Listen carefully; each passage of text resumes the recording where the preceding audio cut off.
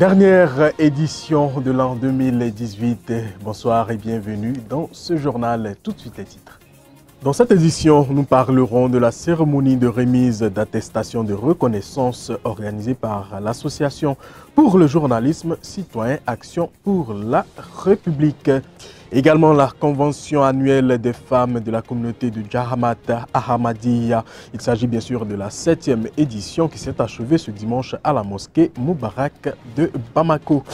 Enfin, nous parlerons également d'œuvres caritatives. Il s'agit bien entendu de l'artiste chanteuse malienne Sira Binsi, accompagnée des membres de son association, la team Sira Binsi, qui a rendu une visite au village d'enfants SOS de Sanakoroba. Nous y reviendrons dans quelques instants.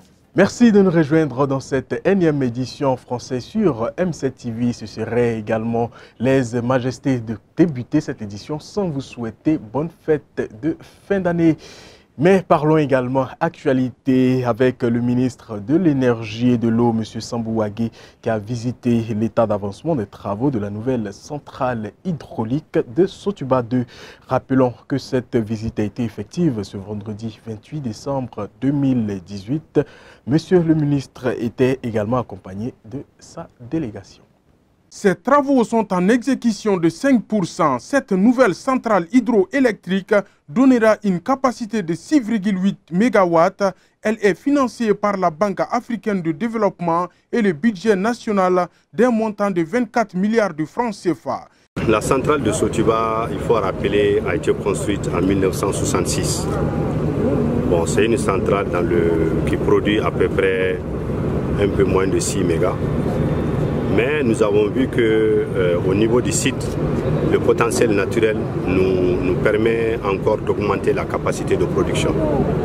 Et c'est ça le sens, l'objet des travaux que nous sommes en train d'entreprendre pour que nous puissions doubler au moins, c'est-à-dire ramener la capacité de production à 12 mégas, même 13 mégas. L'intérêt de cela, c'est que c'est une électricité hydroélectrique, c'est l'hydroélectricité, donc qui est vraiment moins chère parce que c'est au fil de l'eau. Donc la technique consiste à un peu agrandir le canal pour qu'il ait beaucoup plus d'eau et qu'on puisse installer 2 autres groupes supplémentaires qui permettront de produire, vraiment de doubler la capacité de production de la centrale. Donc c'est l'énergie la moins chère.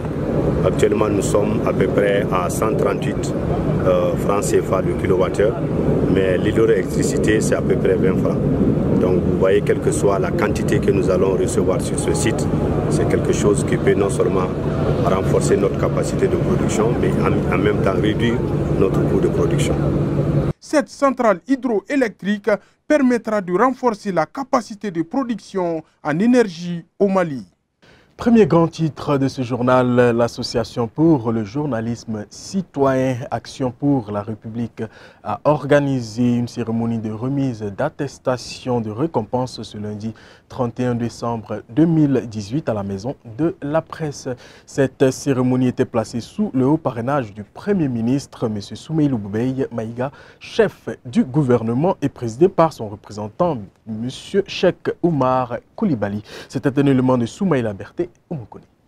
Le JICAR, Association pour le journalisme citoyen Action pour la République, a fait l'honneur aux différents récipiendaires qui ont reçu des attestations de reconnaissance. La présente symbolise leur attachement au journalisme citoyen dont les actions tendent à l'émergence d'une république aux institutions fortes et soucieuses du devenir de ses citoyens. Honorables partenaires de la presse malienne, dont nous célébrons les efforts aujourd'hui, instant de reconnaissance placé sous le haut parrainage du Premier ministre Soumeïla Maïga, recevez au nom du JICAR et de l'ensemble des confrères l'expression de notre profond respect. Monsieur le représentant du Premier ministre, honorable partenaire de la presse malienne, faites beaucoup pour le journalisme. C'est pourquoi, en fondant nos espoirs sous le soutien de Dieu, nous vous sollicitons afin de sensibiliser les autres partenaires pour qu'ensemble nous répondrons présents à l'appel du Mali. Quant au représentant du Premier ministre, qui n'a pas hésité à mettre l'accent sur l'importance du rôle de l'homme de médias. Vous direz également les profonds regrets de M. le Premier ministre qui, en raison d'un agenda très contraignant, n'a pu honorer personnellement de sa présence la présente cérémonie. En venant ici ce matin, il m'a demandé donc de vous transmettre essentiellement quelques messages que je peux résumer à deux niveaux. Le premier, c'est que lui-même ayant été journaliste dans une autre vie, attache beaucoup d'importance à cette corporation, au journalisme, aux journalistes. Et il pense que le rôle et la place des journalistes dans notre société est un rôle extrêmement important. La presse a un rôle essentiel dans la démocratie, un rôle vital pour également le fonctionnement régulier de nos institutions et pour la bonne gouvernance. Le second message, c'est que dans le contexte de notre pays, qui est un pays qui se relève progressivement du traumatisme qu'il a connu, qui se redresse, la presse a un rôle éminemment important à jouer dans la stabilisation, dans l'approfondissement de la démocratie, de la paix et de la cohésion sociale. L'autorité doit pouvoir effectivement exprimer des opinions, faire des commentaires, mais que dans ce métier, qui est un métier extrêmement exigeant, les hommes de métier, les hommes de presse doivent être très exigeants avec la vérité. Soulignons que la dite cérémonie a pris fin par la remise des attestations aux différents récipiendaires qui étaient au nombre de 19. Autre sujet à présent, la MCFP, entendez par là l'Association malienne des centres de formation professionnelle, en partenariat avec l'APEJ, l'Agence pour la promotion de l'emploi des jeunes, a ouvert le programme de l'atelier d'évaluation finale des sessions de formation en reconversion adaptation ce vendredi 28 décembre 2018 au patronat du Mali. C'était sous la présidence de la directrice générale adjointe de l'APEJ, Mme Traoré Alima Dabo. Soumaïla Berté, Oumoukouni. Après 2 ans de formation du programme de reconversion et adaptation de l'APEJ, cet atelier de validation finale des sessions s'est ouvert afin de valider le rapport de formation des jeunes. Kadi Kamara, présidente des AMCP, a remercié l'APEJ pour la confiance placée à l'association. La reconversion-adaptation est l'un des axes stratégiques du renforcement de l'employabilité des jeunes mis en œuvre par l'APEJ dans l'objectif de développer l'employabilité des jeunes sur la base des schémas directeurs régionaux de l'emploi et de la formation professionnelle et des études sur les créneaux porteurs de croissance économique et d'emploi dans les différentes régions administratives du Mali. Ce programme vise à concourir à la résorption de l'épineuse équation de l'inadaptation des profils de formation aux besoins réels du marché de l'emploi. Madame Traoré Alima Dabo, directrice générale adjointe de l'APS, a prononcé le discours d'ouverture. Donc, Madame la directrice générale adjointe, sachez aussi que c'est une expérience pour nous, une belle expérience que nous avons voulu rendre bénéfique pour nous, notre association, afin que les autres projets et programmes puissent nous faire confiance dans les actions de formation. Donc, l'atelier qui nous réunit, c'est pour voir ce qui a marché, ce qui n'a pas marché, comment corriger et pour aller de l'avant. Ça n'a pas été facile parce qu'un programme qui a démarré en 2015 et qui prend fin en 2018, ce qui veut dire qu'il y a eu beaucoup de couacs. Mais ce fut des leçons pour nous, Association des centres de formation professionnelle, et j'espère aussi pour l'APEJ, afin que nous puissions être excellents la prochaine fois. Pendant 2 ans, 476 jeunes ont été formés dans 14 métiers dans plusieurs régions de notre pays.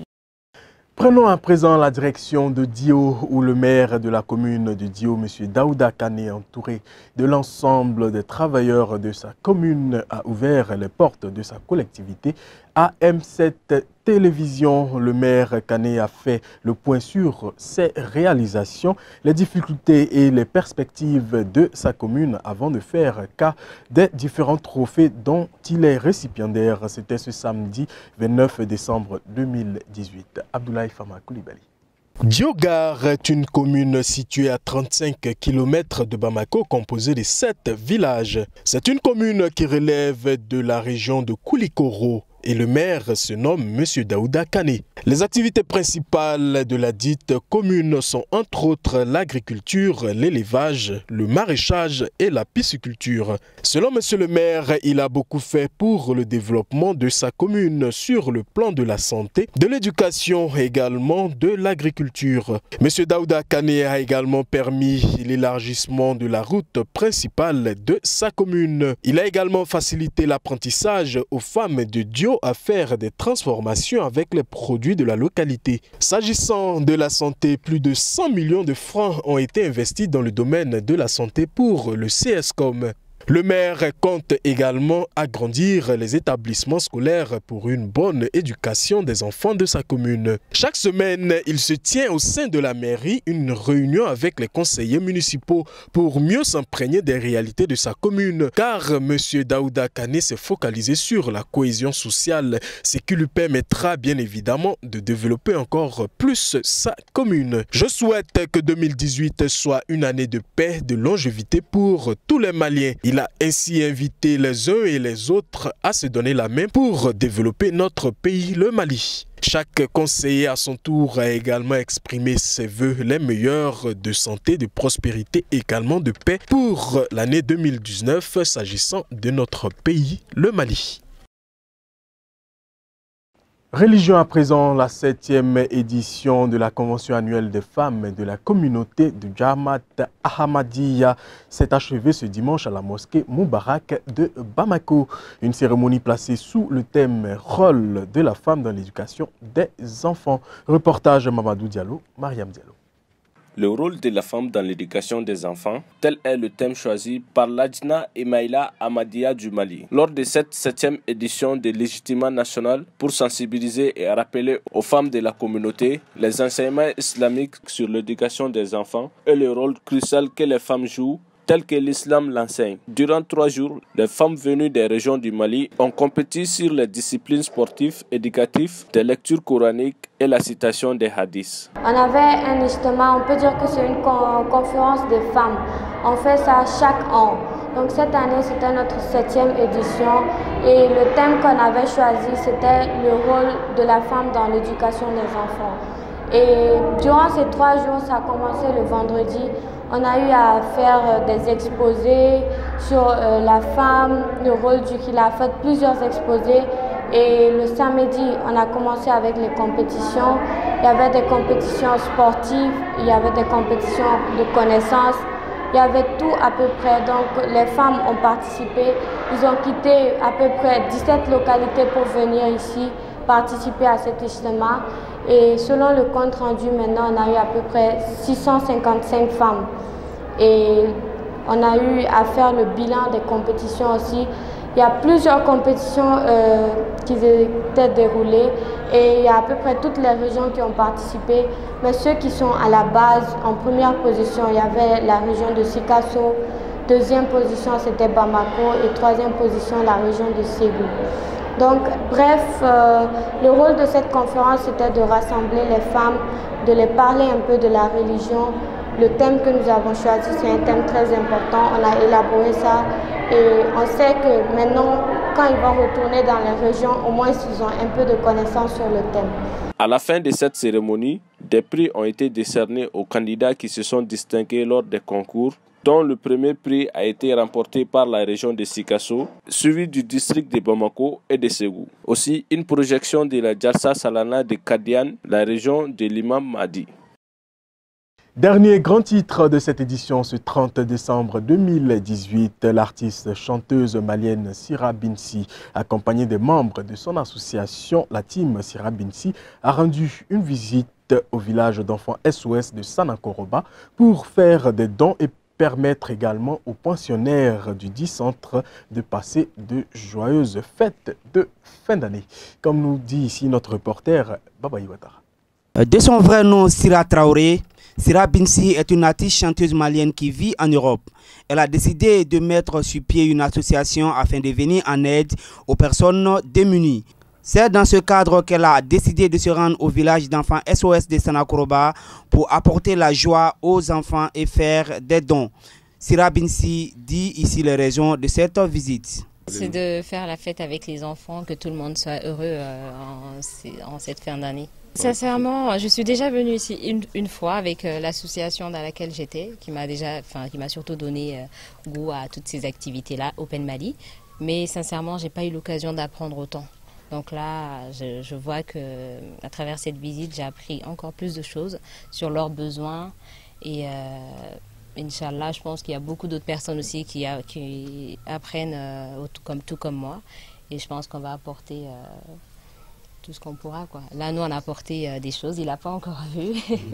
Voilà, si, on a ramené des choses, mais bon, le but n'est pas forcément de montrer tout ce qu'on va donner, parce que demain, encore 31, il y a encore des choses à faire avec la team Binsi. Quant au directeur par intérim du village d'enfants SOS de Sanakoroba, il salue ce grand geste de cœur de la team Binsi et lance un message aux autorités et à tous les Maliens. Bon, c'est un plaisir et une joie de recevoir Madame Sira Bins et une forte délégation qui l'accompagne. Donc c'est vraiment un plaisir pour nous, les enfants, le personnel, la direction, les mamans et les tantes. C'est vraiment un réel plaisir pour nous. Quelqu'un qui se déplace de Bamako pour venir jusqu'à Sanakoroba, venir voir nos enfants, s'imprégner des réalités de la vie au village, vraiment c'est un grand plaisir pour nous. Donc le message que nous avons lancé auprès des autorités, c'est de nous aider, parce que ce sont les enfants maliens qui sont là. Ce sont les Maliens et les enfants maliens qui sont là. Ils n'ont pas demandé à être là. Bon, c'est un fait de Dieu, c'est le destin. Donc les enfants qui sont là, il se pourrait qu'un d'entre nous pourrait être dans la même situation. Donc nous lançons un appel aux autorités, donc de nous aider. Nous avons besoin vraiment de l'aide. Pour l'occasion, Sira Binsi et les membres de son association ont fait un important don composé entre autres des pâtes alimentaires, des sacs de riz, du savon, du lait, de la poudre à laver et autres. Il faut noter que le village d'enfants SOS de Sanakoroba a vu le jour en 1987 et compte à ce jour 100 pensionnaires dont 51 garçons et 41 filles. 2019, c'est dans quelques heures. La direction d'M7 TV de par ma voix se joint à moi, bien sûr, pour vous souhaiter bonne et heureuse année 2019. Continuez de nous suivre toujours sur notre streaming www.m7tv.ml, également sur notre page Facebook M7 TV et notre page YouTube M7 TV Live. Merci et encore excellente fête de fin d'année à toutes les personnes en France, en Italie, au Danemark et ailleurs, partout en Afrique. Salam.